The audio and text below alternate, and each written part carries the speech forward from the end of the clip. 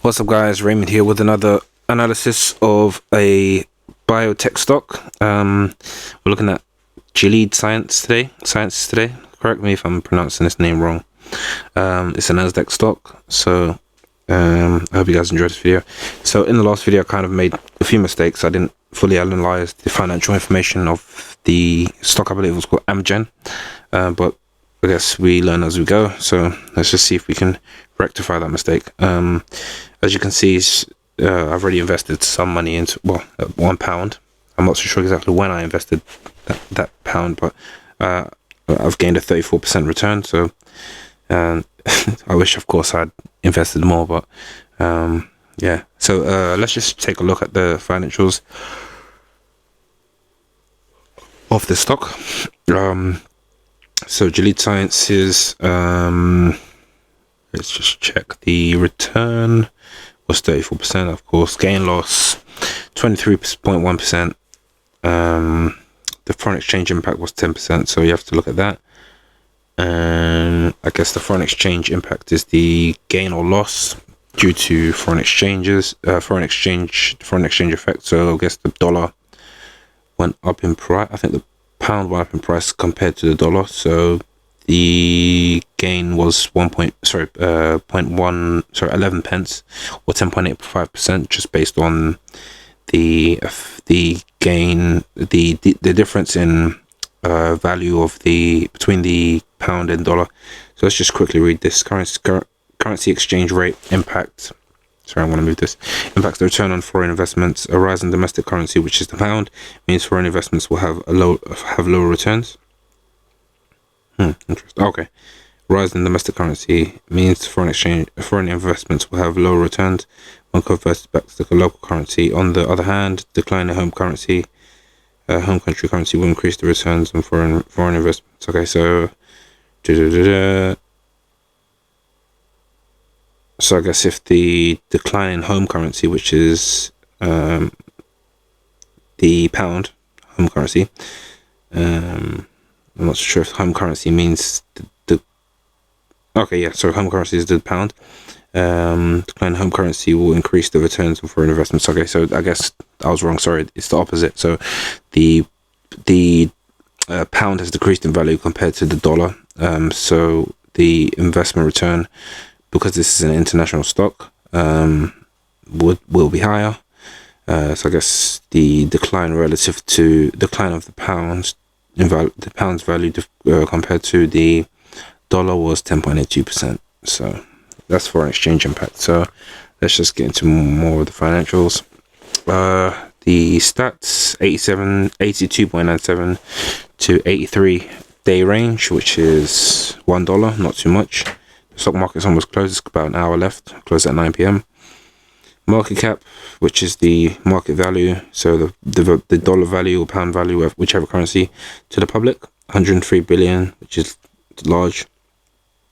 P/E ratio, price to earnings ratio, is the earnings divided by the amount of shares, and that divided by the share price, which is which is 15.6. So you get about you need about 15.6 years, financial years, given consistent earnings to earn a 100% return on investment, or at least a return of investment, return of your capital. Revenue is 27 billion, which is good, about 33% of the market cap. Earnings per share. Sorry, I just yawned. Earnings per share is the earnings figure or net profit divided by the shares outstanding. Dividend yield being the dividends divided by the shares outstanding divided by the share price.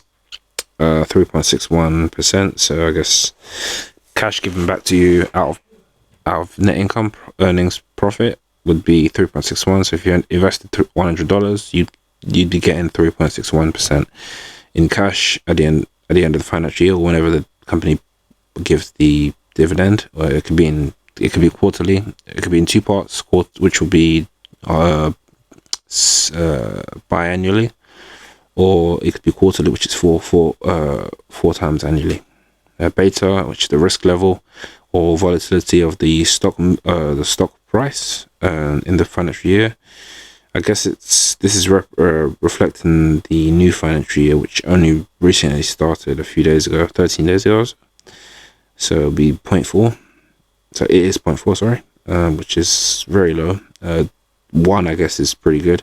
0.4 just shows it's not very. The stock price doesn't move much. You can see in the market cap, sorry, in the day range. I guess the stock isn't traded very much, so the volume's pretty low. So we still got a lot to look at. So I'm going to speed up a bit. We're going to skip some things that I don't think are very relevant, but maybe in future videos I might include them. So price range, I guess, not very important. Change relative to the S&P, not very important. So price and volume, not very important. Per share data, let's just check. Earnings per share excluding or extraordinary items. I don't think any of this is important. Revenue, I think, is important. So let's just check. LFY is last fiscal year. Sorry, the revenue per share was 21.62. I'm not sure why they included that twice. 12 March trading, I guess, is probably the same as revenue page. Okay, cool. So yeah, the revenue per share was $21.62. Sorry, I keep yawning. Jesus. Okay, so $21.62. Let's just check the share price quick. 83. So about quarter, 25%. Revenue per share, which is alright. I guess the price wasn't the same last year, so I don't think 25% is accurate. Sorry, let's just quickly check this. Yeah, per share data. Book value, which is more accounting. Book value per share, which is 17.03. Book value per share, tangible book value per share. I guess the difference between book value per share and tangible is the book value overall it includes intangible and tangible, and the tangible is just the tangible, the physical assets. So let's just quickly check. Sorry, let's just check the difference between MRQ and last. I guess LFY is last financial year and most recent quarter. All right. We're gonna have to look at these terms in more detail in future videos. Just get a bit of more understanding. Cash. Let's look at cash per share. $5.12. I guess these are small portions relative to the share price, but so that's about 8%, I think. Let me see if I got my numbers right. 5.2, 80 divided by 5.12 times 100. Let's see if we got that correct. To get these, 81 divided by 5.1, 15%. I don't think that's right. No, sorry. 5 divided by 18 divided by 80 times 100. Yeah, 6.25%. Cool. So 6.25%. Oh, I accidentally closed it. Sorry. Bear with me 1 second. Trading 212.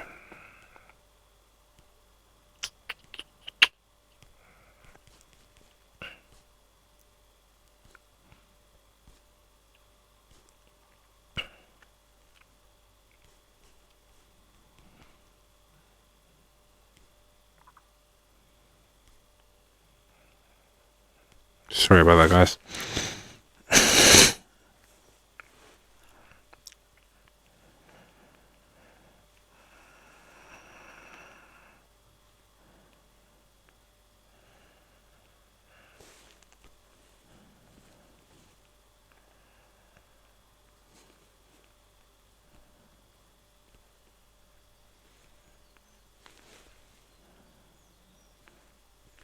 Let's just quickly go back into this.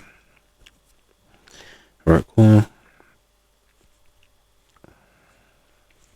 Healthcare biotech and Gilead Sciences. Sorry, let's get back to where we were.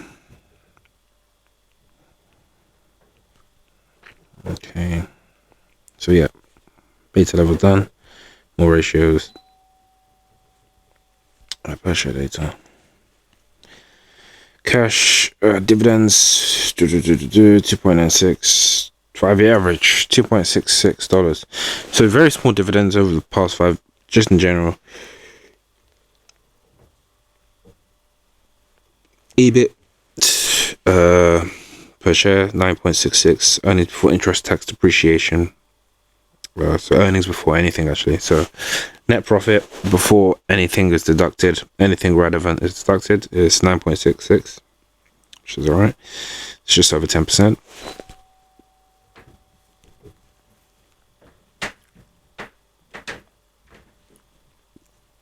Okay, and let's get into more information. Return on assets 9.96, sorry. Percent, which is not bad. Return on equity, which is 21.71. Return on investment 8.47.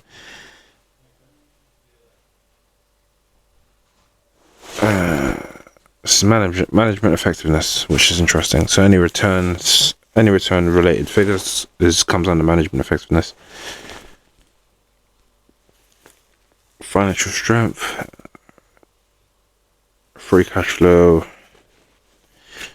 So we're gonna have to look at the definitions of these words to help. Quick ratio. These are a payout ratio 81.12. Net interest coverage, debt to equity. Damn, this company's really leveraged. So debt to equities, you can kind of understand based on the words, but it's just how highly leveraged the company is. So it has a lot of debt compared to equity, is just the amount of assets the company has. So it's 108%. I guess that's a percentage. Yeah, total debt to total equity as a ratio is 118 to 118%. It has 118%. Sorry, it has 18% more liabilities in the form of debt than it has equity. So 1.18 times the debt to assets, which is, if companies ever more than 50% leveraged, you need to be concerned. I don't think that's good at all. But anyway, let's look at margins. Gross margin 79%. Net profit margin, I guess it's just net profit as a net profit 16%. Operating margin 26%. Pre-tax margin, cash flow revenue, valuations, price to earnings,